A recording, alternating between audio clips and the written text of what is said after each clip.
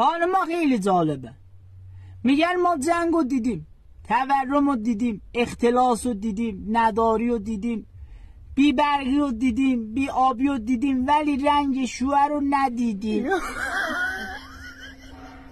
یه چششون اشک بود، یه چششون خون، همش دست به دعا بودن خدایا یه شوهر نصیب ما کن. خب شوهر کردی، الان حال دلت چطوره؟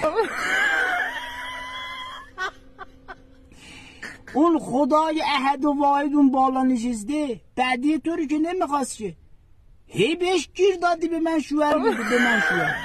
خب شوهر کردی، الان روزی 10 مرتبه میگه خدایا این ذلیل مرده رو از زندگی من بردار.